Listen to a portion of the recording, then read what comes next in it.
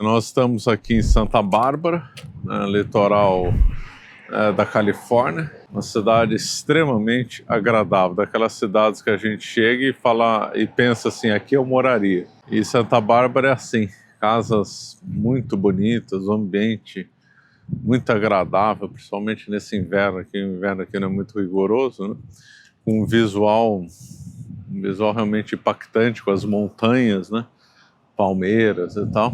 E aqui em Santa Bárbara é famosa, né, por ter a mais bela das missões, né, que tanto é que aqui é conhecido como a Rainha das Missões. Sobre a missão de Santa Bárbara eu vou gravar aqui em outro vídeo. Esse vídeo aqui é para gravar sobre o Trump, né?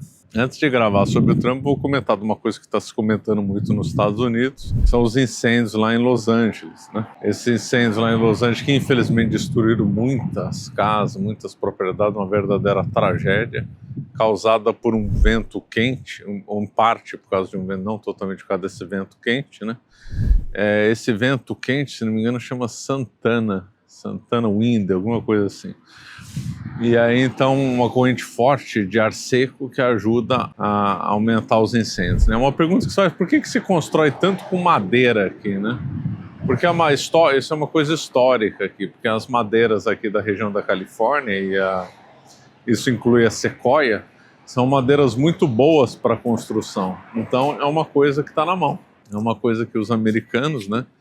Os pioneiros, quando chegaram aqui no Oeste, viram que o jeito mais fácil de construir é com madeira. Então ficou aqui uma tradição e uma longa tecnologia em cima de fazer casas de madeira, o que infelizmente ajuda a pegar o fogo, né? Então os incêndios em Los Angeles são uma verdadeira tragédia. Tem um monte de vídeo ridículo no YouTube, impressionante a criatividade das pessoas, propondo as histórias, as versões mais estapafúrdias sobre o que causou o incêndio, por que ele foi feito, quais os objetivos, efeitos e tudo e tal. E a gestão do governador aqui, o Gavin Newsom, está sendo muito criticada. Inclusive isso aí está sendo um dos focos de enfraquecimento, dizem, né?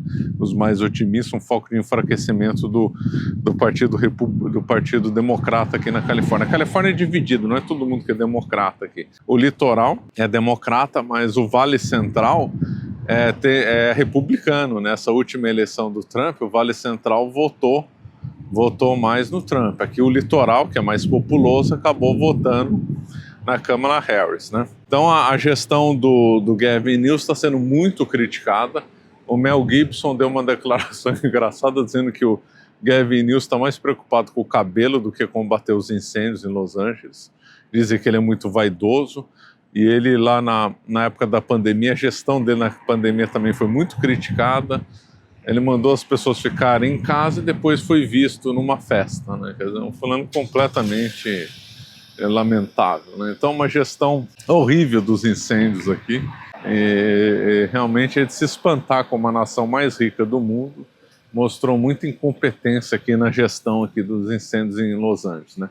Santa Bárbara está a umas 2 horas de Los Angeles ao norte. Agora vamos falar então do Trump, né? Então ontem foi então a posse lá do Trump, teve todo um cerimonial lá, muita pompa e circunstância, etc e tal, vai fazer isso, vai fazer aquilo, aí entra um, entra outro, aí vem os ex-presidentes, aí solenidade e tal, rituais, etc e tal. Agora o que já se comentava antes está se demonstrando que por enquanto está sendo verdadeiro, que o Trump entrar com muita força no segundo mandato, ou seja, ele vinha para o segundo mandato com muito mais força do que ele teve no primeiro mandato, que aí ele teria aprendido como governar, que determinadas coisas ele não conseguiu fazer, que agora ele ia tentar fazer para valer, que ele teve mais força nas urnas, que ele vai ter um congresso mais do lado dele, etc. e tal. Então, os analistas diziam que ele viria aqui com mais força para o segundo mandato, e já veio com um discurso agressivo, mandou o exército lá para a fronteira do México para conter a imigração. Lembrando que esse tema de imigração aqui nos Estados Unidos é uma história muito mal contada, uma hipocrisia, né? Porque os Estados Unidos dependem da imigração para progredir, também para controlar a inflação, né? Então, em períodos de bonança, a imigração ilegal é mais tolerada, porque aí aumenta a mão de obra barata, aumenta os serviços baratos e aí tende a controlar a inflação, além de de disponibilizar mão de obra barata para as indústrias, né?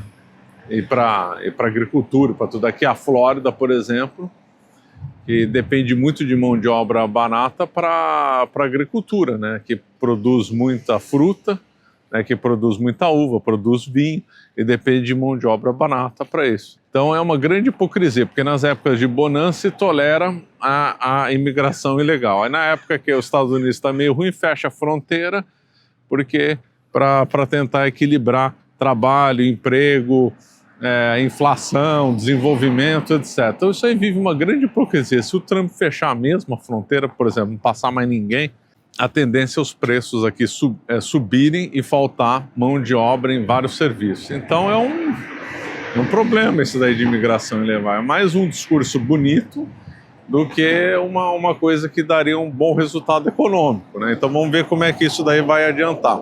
Mas um ponto do discurso do Trump que eu gostaria de ressaltar é que ele fez menção expressa ao Destino Manifesto. É uma coisa ridícula aqui dos Estados Unidos, não é só os Estados Unidos que tem isso. Portugal também tinha essa visão com o Quinto Reino, o sebastianismo. A França também já teve essa visão aí no passado, a Espanha também. A Rússia e a União Soviética também tinham essa visão, ou seja, de que determinados países seriam escolhidos pela providência divina e teriam uma missão marcante na humanidade, né? Na Rússia era o velho movimento eslavófilo, por exemplo, depois com o Lenin, a revolta comunista, a Rússia comunista ser o farol da humanidade para um destino espetacular rumo ao comunismo. Então, alguns países têm o grande califado lá do tempo do ISIS, ressaltar o grande califado que teve no passado, que é nortear os destinos da humanidade, assim vai. A China está com uma certa visão mais moderada disso, com o Xi Jinping. E essa visão de que uma nação seria muito superior às outras, seria exemplo para as outras, seria o farol da humanidade, isso daí está na raiz do nascimento das 13 colônias lá na origem. Quando os protestantes vieram para cá, né, eles já vinham aqui com uma mentalidade de terra prometida. Viu, com uma mentalidade, alguns alegaram que o paralelo era o rei, inglês seria espécie do faraó, né? Então eles faziam esses paralelos. O oceano era igual ao deserto. Aí teve um discurso famoso da cidade acima da colina. Então eles vinham aqui como uma terra prometida e que eles eram um povo escolhido por Deus e que, portanto, a nação fundada por eles também era escolhida por Deus e teria um destino espetacular rumo ao desenvolvimento magnífico, ia liderar todas as nações, ia ser motivo de inveja para todo mundo, ia ser exemplo para todo mundo, etc. Então, cidade acima da colina, excepcionalismo americano, destino manifesto, na realidade, até mesmo o American Way of Life, típico dos anos 50, resulta na mesma lógica. Os Estados Unidos é a nação perfeita, é uma maravilha, é a inveja do mundo, todo mundo teria que copiar os Estados Unidos teria o direito de intervir onde ele quisesse, impor sua cultura, o seu jeito de ser, e todo mundo tem que obedecer. Então essa visão do Destino Manifesto foi ressaltada pelo Trump, né? Isso é ridículo, o discurso do Trump foi ridículo, né? Ridículo. É interessante como determinada direita e a esquerda também tem a teoria do pacote completo. O que significa isso? Significa que eles têm que ter uma adesão completa a uma determinada coisa. Então, por exemplo, a direita brasileira está fechada com o Trump. Então, tudo que o Trump falar, ou deixar de falar, ou fazer, ou deixar de fazer, é tudo perfeito, não admite contestação, porque é a teoria do pacote completo. Você tem que comprar um determinados conjunto de princípios e ideias de modo fechado, sem caber contestação, né? E o Trump encabeça essa visão. A esquerda também pensa assim. Então a esquerda tem um monte de princípios ridículos, péssimos, horrorosos, e todo mundo tem que aceitar esse pacote de forma completa sem contestar. Então tanto a certa direita e tanto a esquerda, elas usam a teoria das narrativas. Então elas montam narrativas na cabeça e tentam vincular os fatos a essas narrativas. Tanto uma parte, não é toda a direita, uma parte da direita, e a esquerda totalmente assim, né? A esquerda não tem salvação, não. horror, né? Então eles têm a teoria do pacote completo. Então tem que defender isso, ninguém pode contestar nada. E a direita do Brasil, uma parte dela, defende os Estados Unidos com unhas e dentes. Tem que defender, porque lá é o melhor, porque, no fundo, eles são adeptos do Destino Manifesto, essa direita brasileira, embora não usem o termo. E como o Trump encabeça, eles têm que ficar defendendo, ainda mais que ele fala um monte de bobagem. Falou que ia retomar o canal do Panamá, pode gerar uma pequena guerra, um conflito, uma coisa completamente sem sentido. Tinha falado da Groenlândia, do Canadá. E depois, os liberais da direita dizem que tem que ter livre mercado, diminuir impostos e tal. Olha, o Trump, no discurso, disse que ele vai ter uma política protecionista, ou seja, ele vai elevar a tributação de determinados produtos para favorecer a indústria local, justamente o oposto do que os liberais e a direita do Brasil defendem. E, no entanto, ficam defendendo o Trump, quer dizer, começa a entrar aí em conclusão, né? O Trump está longe de ser uma figura boa, ele não tem um histórico bom, ele tem vários momentos que ele é um verdadeiro fanfarrão, falastrão, tem um jeito meio arrogante de ser, de posicionar. É um homem que tem cassino, que vive explorando o vício dos outros. Quer dizer, é uma vergonha do ponto de vista moral, né? Você montar um cassino explorando o vício dos outros, né? Aqui nos Estados Unidos não pega mal essa visão, porque aqui eles têm uma visão nitidamente positivista do âmbito jurídico. Está na lei pode, não está, não pode, então o que está na lei é moral, o que está fora da lei é imoral. É uma visão completamente errada, já que eles ignoram as visões da moral correta, dos princípios do direito natural correto, etc. Né? Então o Trump está longe de ser o salvador da pátria, ele só é menos ruim do que a Kamala Harris, o Partido Republicano é menos ruim do que o Democrata, ou seja, ele é o mal menor, é nesse ângulo que tem que ser analisado as coisas, não como se o Partido Republicano, o Trump fosse o máximo, o suprassumo da excelência, tudo isso é ridículo. Então foi um discurso muito arrogante, que reforçou as visões aí do Destino Manifesto. E agora eu vou concluir falando sobre os Estados Unidos não é exemplo para nada, essa que é a verdade. A história dos Estados Unidos é uma vergonha. É uma história de massacres contra índios, de massacres contra negros também, de escravização, de apartheid. Aqui nos Estados Unidos teve lei de segregação racial até os anos 1960. Quer dizer, até hoje, a maior parte esmagadora da sociedade americana não é mestiça. Apesar de não ter mais racismo por lei, sabe-se aqui nos Estados Unidos tem um racismo muito forte, né? Muito preconceito contra várias etnias, né? E a expansão do oeste dos Estados Unidos em direção ao oeste foi uma vergonha, né? Vergonha. Isso que eu falei, massacres contra índios, perseguições, políticas de genocídio aqui na Califórnia, quando a Califórnia se tornou americana. Então, do ponto de vista histórico, os Estados Unidos não é exemplo nenhum. Do ponto de vista jurídico, do ponto de vista filosófico, do ponto de vista político, também não é exemplo nenhum. A independência das 13 colônias em 1776 já incorporava valores revolucionários, análogos ao da Revolução Francesa. Aqui é uma republiqueta maçônica, né? Cujas ideias são opostas a visões corretas, filosóficas corretas, católicas, e mesmo princípios que gregos tinham compreendido muito bem como Aristóteles do ponto de vista da política, né? Então, aqui os Estados Unidos ele nasceu com uma mentalidade revolucionária, ele não tem uma mentalidade conservadora. O conservador, na realidade, ele quer conservar os avanços da revolução.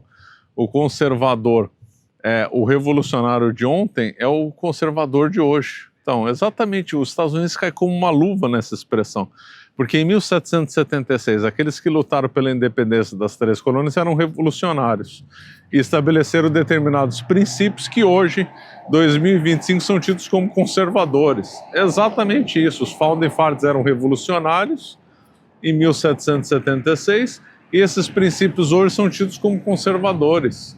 A análise correta não é conservador versus liberal, ou direita versus esquerda, mas sim defender determinados princípios perenes que não andam conforme a janela de Overton avança e defendê-los a ferro e fogo, como princípios corretos que não são submetidos aos tempos, né? O conservador não, o conservador ele vai andando conforme a janela de Overton avança. Então os Estados Unidos não é exemplo para nada. Aqui essa carta de declaração da independência americana, começou dando no Brasil, é cheia de demagogia, cheia de princípios que não se coadunam com o direito natural. Agora, por que os Estados Unidos é tão rico e tão bom, e eu gostaria muito de morar aqui, essa que é a verdade? Parece ser uma contradição, mas não é, porque o Brasil está muito pior, e porque aqui nos Estados Unidos, sob certo sentido, você tem uma proteção muito maior do que o que você defende, por causa da liberdade de expressão aqui. Como é um valor muito arraigado aqui, e que está sendo atacado no Brasil, então aqui você consegue ter uma vida católica, tradicional, mais fácil que no Brasil, essa que é a verdade. Aqui o Estado não fica tanto em cima de você como fica em cima do Brasil. Aqui os estados, Califórnia, Flórida, Nevada, eles têm muito mais autonomia que os estados no Brasil. Às vezes vai presidente, vem presidente, as pessoas aqui não estão nem aí, porque o dia a dia delas não é alterado. Às vezes o que altera mais o dia a dia das pessoas é a mudança de um governador ou até mesmo de um prefeito.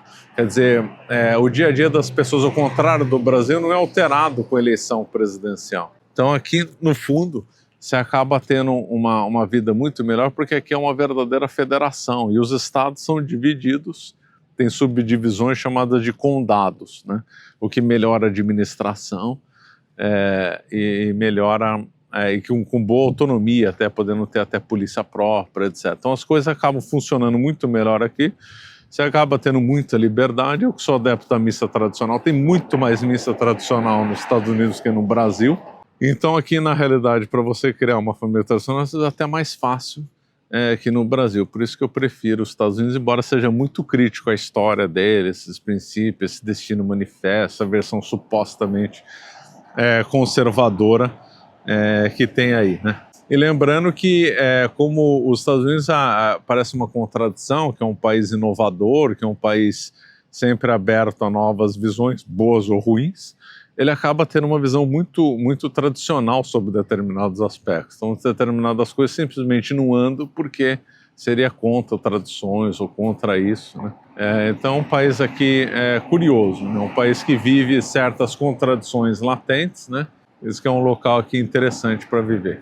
Bom, então esse vídeo era mais então sobre comentar aqui a relação do Trump, né? E algumas outras relações dos Estados Unidos. Vamos ficando por aqui. Obrigado.